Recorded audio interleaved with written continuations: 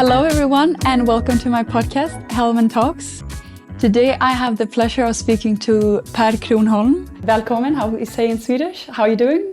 Great, och tack. Yeah, very good. Well, I'm very excited to have you here today, Per, so thank you for coming. Per, you're originally from Sweden, you're living in Madrid now, and you've lived in over 8 cities all around the world. You speak 8 languages, which is very impressive. And you started working in banking, and now you're an entrepreneur. And you have many different hobbies, ranging from sports to politics. So I'm very excited to be finding out more about you today. So as my dad would say, let's start from the beginning. You ready? Yeah, it's an honor to be here. Thanks a lot. Great. So I know that you're a son of a Swedish ambassador, and you've lived in cities like Moscow. What was that childhood like, and how do you think that shaped you? Well, I think that when you're a child, as a diplomat child, you don't really notice that you're a diplomat child. Everything is normal. Mm-hmm. But I found out afterwards that it's not normal. But clearly I feel that after all these years living abroad, for me there was no abroad, everything was home. Mm-hmm. And I noticed a lot of times when I came home to Sweden for summer that the people that lived in Sweden, for them, what I was doing was, not strange, but it was not normal day. Mm-hmm. So what was a not normal day look like?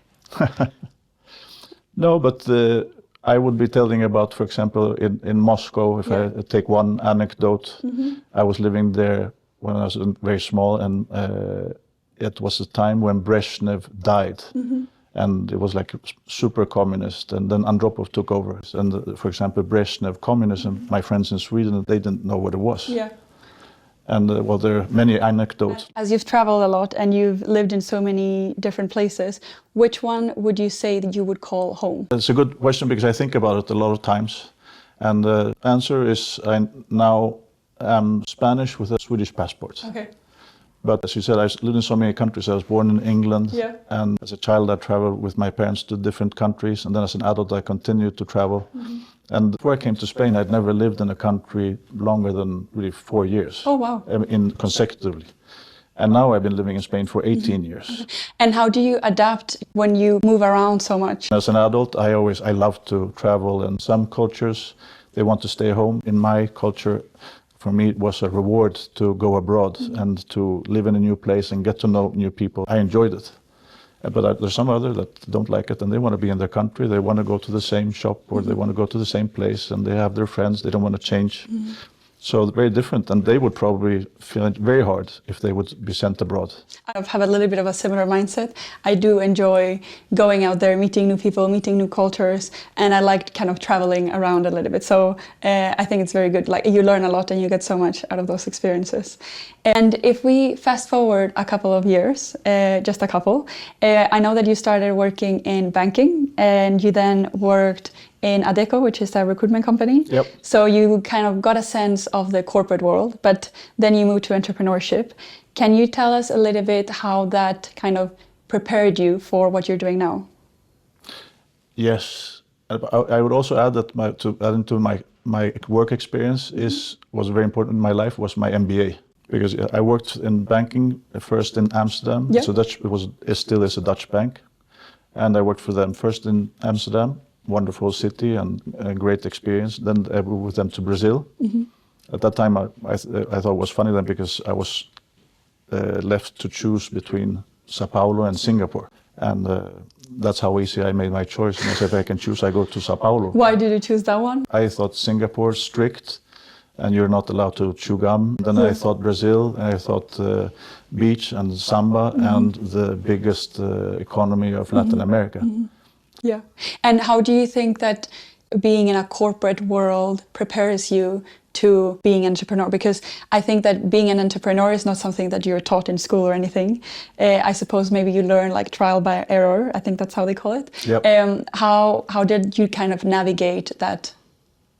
Yeah, you're right. I didn't answer the question before. But, it's okay. No, but I would say that I learned structure there, and that's good and bad. But I think now for entrepreneurship, it's also been good. What you don't then learn is to be as flexible, because I mean you have a job to do, and that's what you do. and the legal department will do the legal part, and the accounting department. It's very comfortable because you can always have somebody to call. And I was doing this, and I wanted to do the MBA. Everybody was doing an MBA, so I thought I must also do an MBA. There is where I would say I got a little bit the urge to become an entrepreneur. Okay. And what made you take the jump from kind of the corporate, more safe world to the entrepreneur world, which is a bit more uncertain? So I finished my MBA, and then I went to London with ABN AMRO, the bank as well. And there I did a transaction with a wealthy Dutch client. And he wasn't there, but his lieutenant was there doing the business. Lieutenant said, Per, we don't know each other very well, but just by the fact that you work in a bank tells me that you're not an entrepreneur. Yeah. And that really got my thing going. I started to see I'm working around the clock for him, Yeah. and I'm not really working for myself. And that was really what put the bug in my mind. Mm-hmm. So now you're an entrepreneur. What would you say are like the key qualities for a successful entrepreneur? I think that obviously it's not to be afraid of failure. Okay, yeah, I like that. And because I really, I've lived it now, and you are really afraid to take the step. It's really nice to have security and have the paycheck, but you believe in something. And I guess it's like a trampoline. And you say, no, I have to do it because I can never live with myself if I didn't do it. And then the second one, which I say, and I say it now from experience, and most entrepreneurs say it, I mean, make mistakes fast. And how can you do that? Well, problem is that when you're inside and it's your project, it's like your baby, and you've thought about it and you think you're right, and maybe it's not working properly, but you continue because you know it's right. Mm-hmm. And then at some point, either you run out of money and you have to change because there's no money and you have the hard way, or you have some friend or some mentor who you can openly listen to, and he says that it's time to change. Mm-hmm. And I think that's why it's very good for an entrepreneur, if you even have a good idea, whatever it is to have somebody outside looking at you from the outside. Okay. That you're open to listen to. Like because sharing your idea with them? Yeah, and they can be honest with you and say, you're working around the clock, you're doing everything you can, you love this, but there's something you should change. And it's always difficult to hear somebody criticize, or I mean, was it constructive? Constructive feedback, or But it's tough. Yeah. But it's good. I think it's very important. And I think that's something that you can apply in any job. Is there something in particular that you think that entrepreneurs do well? Well, you make me think of one example. I joined up with a friend and we started the company together. And he was a serial entrepreneur. And then the supplier of the equipment, and out of the blue they said, we can't supply to you. And obviously I was very upset. Then we looked for another one, and it wasn't clear to me what I was going to do. And then we'd worked so hard, I told this person, Carlos, so Carlos, we tried. I know I come from the corporate world, and I know I have to be more flexible, have an open mindset, and all what I just said about mistakes. But sometimes also as an entrepreneur, you have to accept that it didn't work. So I was giving up. And Carlos told me, Per, I hear what you're saying, but I don't understand you. And I said, Carlos, I understand that you're an entrepreneur and you have to see the positive and every challenge is an opportunity. But sometimes you have to say, I hear you, but I don't understand you. Go home, sleep, and tomorrow we talk again and we fix this. So I went home and I thought about it again, and I came back to the office and we sat down and we turned it around and we fixed it. And so now I never say that anything is impossible and obviously never give up. Yeah. But do make changes. I like don't give up, continue pushing, just maybe make little changes. Is there anything, when you look at your entrepreneurial journey, you would have done differently? I think that it's a good idea to put things in writing in the beginning with your partner or who you're working with, so that you avoid misunderstandings later. Because I've lived that and I've had misunderstandings, and I think it happens to everybody all the time that you have different understandings, especially when things go both bad and well. I mean, either the other say it could be your fault, or you could say I did more work, so I'm worth more. And those discussions, when you have those, are a bit too late. So if you've had some advice from people that have done before, and you sit down and you reach an agreement that this is my understanding, you put it in writing, you sign it, then I think that you take away a problem in the future. You know, it's not a problem in the beginning, but that's why it's good to have the discussion before.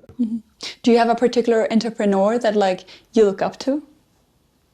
Well, my entrepreneur that I look up to is now the one that everybody talks about. Elon Musk? Yes. But yeah, I mean, to do everything over and over again, I mean, so successfully, it's amazing. Yeah. And what is it that, are there any more things that you like about Elon Musk, like his mindset or what he does? I struggle with the thought about if like a leader should be a good guy or a bad guy. And I think that looking around, I see that a lot of successful people are a bit bad guys. You know, they just work hard or get out, or, you know, but they work harder than the rest. But they seem to be tough people to work with. And so in the beginning, I didn't like that about Tusk. I said, well, I mean, you're so successful, sort of be kinder. But then I said, we shouldn't change Musk, because actually that's recipes, and I can see that also in the corporate world. I mean, Jack Welch from General Electric, and there's so many successful people, but they're tough people. I don't know how the people at Google were and so on, but I'm sure that they were. I can imagine that they were probably not the best managers. I read one time that I think it was Bill Gates in Microsoft, and he would memorize the car plate of every employee. Wow. So then when he would come in to the office and leave the office, he knew exactly which employees were still in the office and which ones hadn't left. And like he was kind of like keeping tabs in his head. But yeah, then I've also heard like Jeff Bezos from Amazon, that he's also a very tough manager. But maybe, as you say, maybe you have to be a bit tougher to make that company shine a bit more. But yeah, I don't know. I'm also a little bit of the mindset of being nice. So let's see. But yeah. Okay, so I know that we talked a little bit about entrepreneurship. In 2011, you started a recycling company. And I don't know how big sustainability was back then, but I know that today is very popular. Yeah. What's one thing that you think that businesses and individuals, like me, for example, can do to be more sustainable? I mean, I have two things with sustainability, and it's education and money. So, well, first of all, people have to understand why you have to be sustainable. And I'd say that most people actually don't. I see it every day, even in my family. And then the money. Everybody has good intentions. But it's really only when you put a price on something that people take it seriously. I guess in Sweden we also have the one where you get money for it, and they actually not only say that it's going to cost you more if you put more waste, but actually if you take the cans, you can actually get money back. So you see, everything as sustainability comes back to money, and yeah, it can become very philosophical because now so much money is being spent on wars and sometimes saving banks, and this is usually the sustainability part gets a bit of a in second place.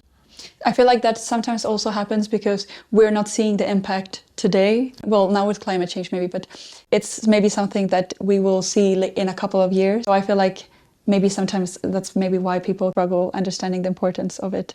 And there's other priorities, as the war, as you mentioned. Is there one particular thing that you think that individuals can do on like a daily basis to be more sustainable? On a daily basis, well, I would say make other people see that you're being sustainable. Small things, I do it. I mean, if I'm hiking, I pick up trash on the way, and I try to make sure that people see that I do it, especially my kids, right? Yeah. Because I want them to do the same thing. It's not to think that it's somebody else's problem, it's my problem. So if we understand that everybody does a little piece, you know, the total is very big. Things we're never going to see the whole picture because you have to be on top and see everything. So that's my philosophy a little bit about how to do it. Everybody should feel that what they do is important, even though you can't see it. So then I think maybe, now I haven't thought about this, but you need a preacher that tells everybody, that makes them feel that actually, because you did this thing, sustainable thing today, you are making a difference. Yeah, a little clap on the shoulder. Yeah, it's tough because people don't see it. I mean, really, if I pick up a chewing gum on the street, I mean, I haven't changed the world. Yeah. I know that you were a partner in a venture capital firm, that you were investing in cybersecurity and blockchain companies. What are like the key factors that you would look into a company when you're like, oh, this is worth investing? The saying in venture capital a lot is you bet on the rider and not on the horse. Okay. The CEO? No, well, the founders Okay. in the startup. So you really have to see that the people, I mean, you have a good idea with the wrong people, it doesn't work. And that's, I think, most venture capital will say that that's what you have to look at first. And then you come to all the details of the business. What are the qualities that you're looking for in the writer or the founders of the VC companies? Oh, the same word as before. I mean, perseverance, so that you see that somebody because everybody will say, we know it's going to be tough. You know, you will have financial problems. You're going to have problems with regulators or technical problems, and you really have to get up again and again, and continue. And there you come a little bit in the catch-22. Because perhaps invest in somebody who's already been an entrepreneur before. You have a proof that he's done it. Another instance was when I met a VC guy in Barcelona, and he told me that he didn't hire people that hadn't failed. Oh, okay. So, and he said in Spain it's very different compared to US, because in US they value failure. They don't say that you failed. It's like, I guess they'll think what you learned. While in Spain, it's changing. They would say that failure is bad, and that's why I shouldn't hire. But imagine, so the VC, they want to see the strong, perseverant people, and they want to see that, preferably, that they have experience. But it's interesting that you mentioned that they've failed, because when you fail and you want to continue, you're showing character there. And as you've been investing in cybersecurity for a really long time, are there any particular trends that you think are like the most important that people aren't really aware of as of yet? Well, yeah. Well, cybersecurity is something we don't see, but it's been there for a long time, and you know we see the hacking all the time, and it's really advanced stuff there. If I take the blockchain, I think that most people hear blockchain and they think it's a complicated word and it doesn't explain easily. But I say you don't need to understand it completely, just as you don't need how the car works or how the internet works. So if you take the example to understand very simply the blockchain, is that it proves that something is unique. And before, if you took a picture of me, I would send it to you and you could send 10 pictures to others. And imagine I can prove that this is the original picture out of these 10. So with blockchain now, you can prove that something digital is unique. And it's already existing and we don't notice it, but if you own shares in a company, how do you know that you own those? Because the bank tells you that they own them. Yeah. And how do they know that? Well, they have a database that says it and it's in their bank. But when you have blockchain, it's not in a bank. It's like this proof of ownership is distributed. And when I worked then with this, I thought it was beautiful, because one beautiful example that we were looking at is movies. Imagine if you are going to make a new movie like Avatar, and that's going to cost, say, $100 million. And you would go, then the director would put in some money, there'll be investors putting money, but the minimum tickets of a $100 million movie, maybe it's like you have to put in $50 million. But imagine now if you would do it differently, and I'm going to raise money for this, and I have a movie, it's going to be 100 minutes long. And I divide each second of that movie into a little piece of ownership. So I can say that I own 1 second of the movie. And then they say, well, that second of the movie is going to cost you $50. But then I always thought, imagine if you take up somebody poor in South Africa, and they have $10. You know, they can't invest in the Avatar movie because you have to at least 5. But now suddenly you open up the whole world so that everybody can have access. And the only reason that this will work is because of blockchain, because obviously it can't be that somebody buys the same second of the movie 3 times, because that's the problem if you can copy something digitally. But with blockchain, I can prove to you that that second belongs to Claudia. The second belongs to Per. And obviously they pay for these rights, and then the movie company gets the movie, they make the movie, and if it goes well, then each ownership of a second of the movie will get a return on that. So now it's like it's coming. It's been slower because it needs a lot of computing capacity, and also a lot of bandwidth, so it goes quickly. And if we now look a little bit at what you are doing now, so I know that you have a virtual shooting company, which is a company that you combine virtual reality with hunting. How do you envision and how did you think about blending VR with hunting, and how do you see that evolving in other industries? I think, well, VR and virtual reality and simulators, this existed for a long time for pilots and for golf. I mean, a lot of people practice golf virtually. You stand in front of a screen and it makes all the calculations. And that's really how this business evolved. I mean, you have a real world problem and you see how isn't there a solution. And that's really what happened to hunting here in Spain. There's no place to practice shooting the moving target. And in Sweden, we have a lot of them. In that way, we would get better hunters, the same way we'd have better pilots, and the same way we have better golfers and better doctors, because they have done the operations or done the flights a million times virtually.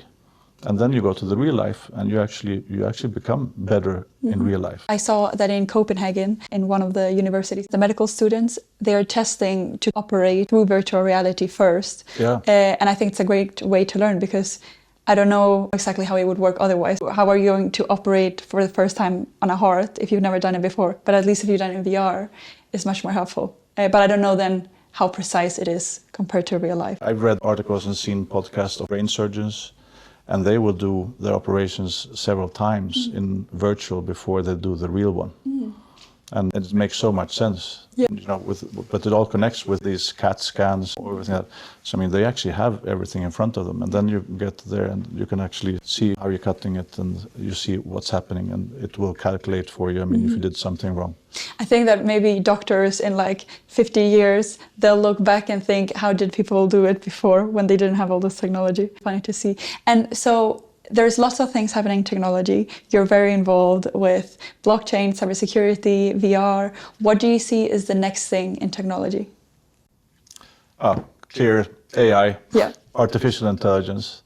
Well, we see it all over the place. Do you use AI on a daily basis? Yes. Apart from ChatGPT, that one doesn't count. No, ChatGPT and DALI. Okay, what's that? DALI is one of the AI that you give instructions like in ChatGPT, but for drawing. So for fun, I do the drawing. So I like to play with pictures and edit pictures and make them better and so on. And you said not ChatGPT, but the ChatGPT is like an engine for me. Yeah. And there's a lot of apps that are using that as an engine. So now there's legal companies that, but what they use is the engine is ChatGPT.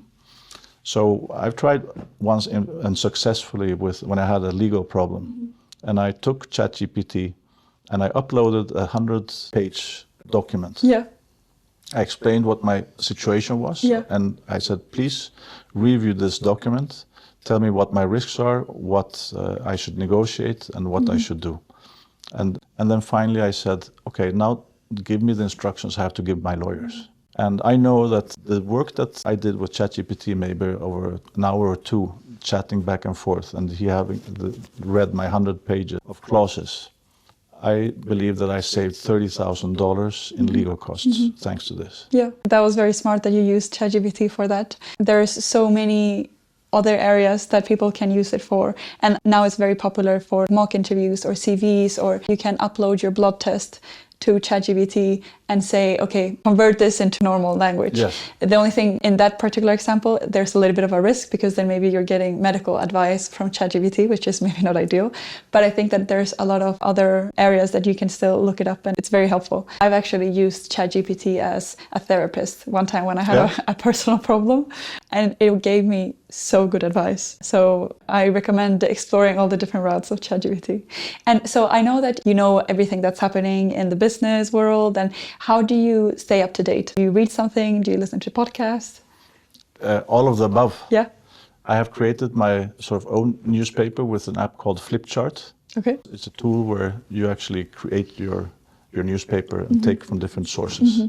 And podcasts, I listen to at least 2 a day. Who do you listen to apart from this one? So this is not a podcast. Flipchart is an app. Yeah. It's for reading, but I listen The Economist is my favorite source of news. I believe that they're great writers and they're very objective and they always support their opinions with facts. I always listen to the news of the day of that and BBC. And I'm very now interested in what's happening in Israel and in Palestine and all that area. So I listen to some regional podcasts from there to get both points of view to see what's happening there.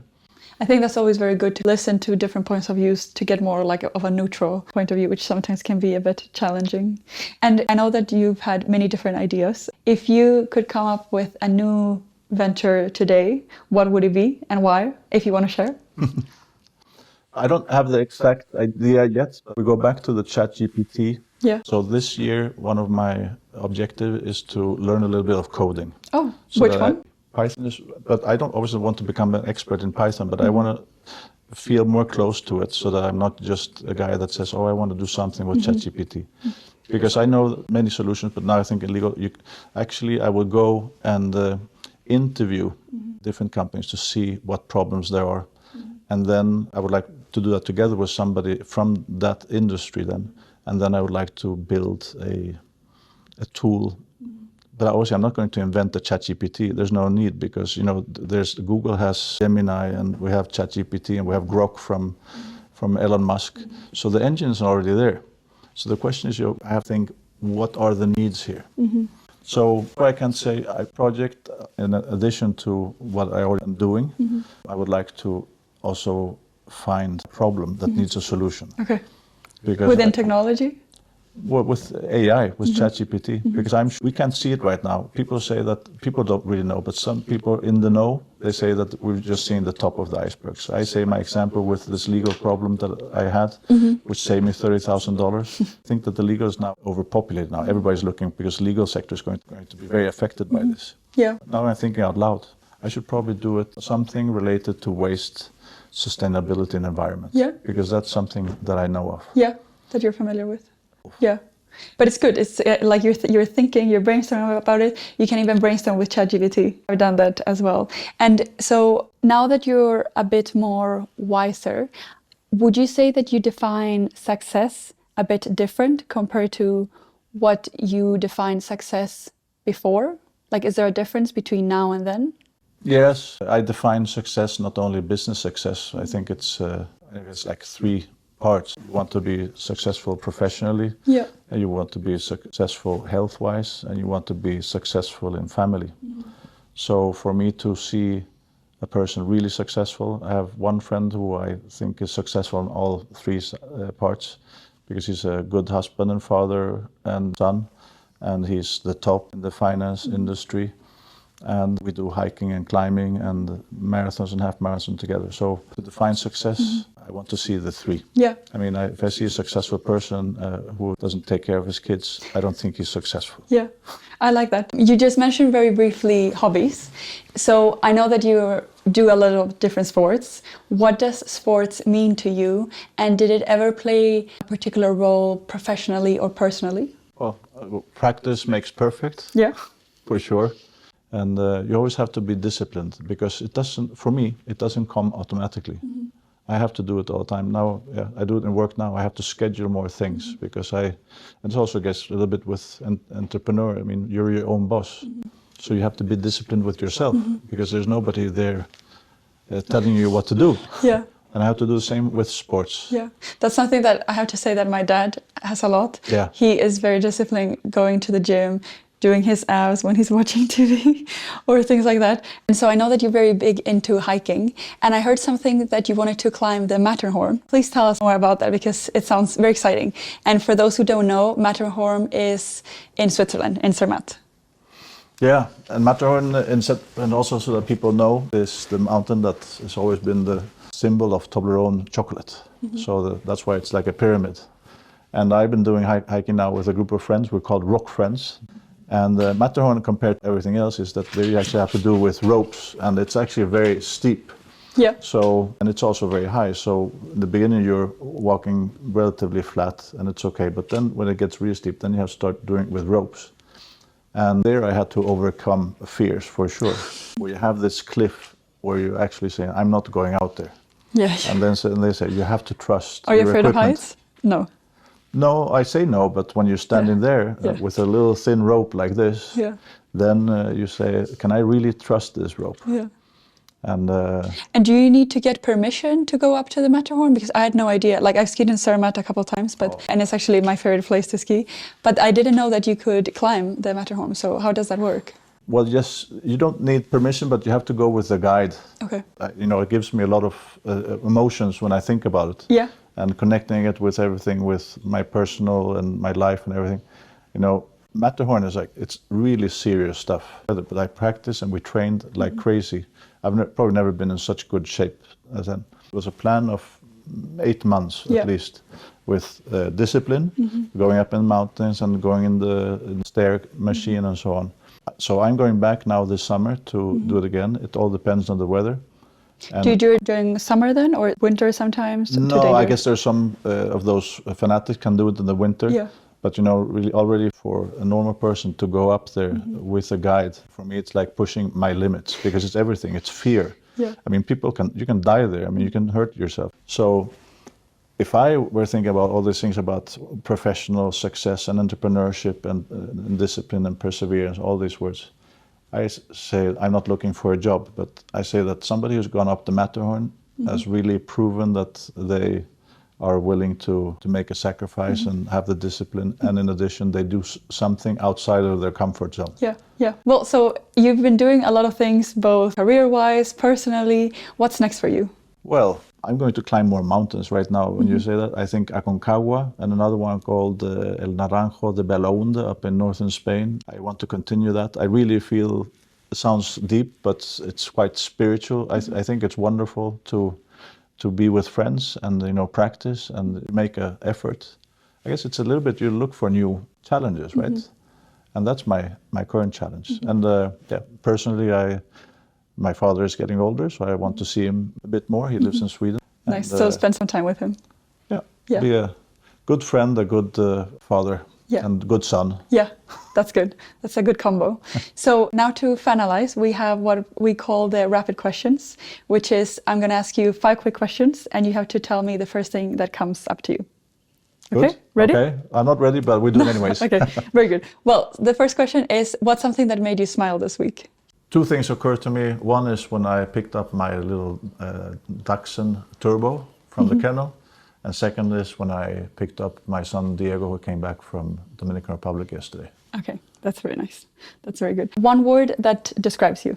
Positive and curious. Oh, that was 2 words, sorry. No, so but I like both. I like to be with positive people, and I hope that I can also show a little bit of positives. When people see a problem or a negative, I always try to see the bright side. Okay, nice. I know that you already speak a lot of languages, which is very impressive. What is one new language that you would like to learn? I would actually take Arabic. Okay. I just saw, I was watching television yesterday, and there was a letter, and I said, I wish I could read that. Okay, yeah, that's a difficult one, but it's a good one. What's a new skill that you would like to learn? I want to do coding. Yeah. That's why I told you about Python. Quite good with Excel, and Excel, and to some point there's some programming there. But we talk so much about AI and internet and blockchain and so on. And I think 99.9 we talk about things that we really don't exactly understand. Yeah. And I think that's, so I want to be a person that understands it a bit deeper. And so Python, in half a year I should be able to write something for you in Python, I hope. We'll have you back here and we'll check that. Sounds good. Last question, what's the best advice that you've ever received? Oh, that was, I wasn't prepared for that one. I think it is what I also tell my sons and others, is that always feel sure that you did the best you can. So, because then in whatever the issue is in life, if I knew I did the best I can, then I'm not disappointed. So and then it goes back, you learn. Always do the best you can. I have one son who learns quicker than the other. And I say that, as long as you know you did the best, don't compare yourself. Yeah, that's good. And I feel like that's 2 advices. Don't compare yourself and do the best thing that you can, which is very good. So is there anything else that you want to share that we haven't covered? I hope that I transmit some of the fun things about living a lot abroad and doing a lot of things. So I guess do your best you can and do things that you like, and then life is going to take you in ways you can't imagine. Yeah, very good. Well, thank you so much for coming to my podcast, Hellman Talks, Per. It was lovely speaking to you, and thank you so much for taking your time. That was great. Thank you very much. Thank you.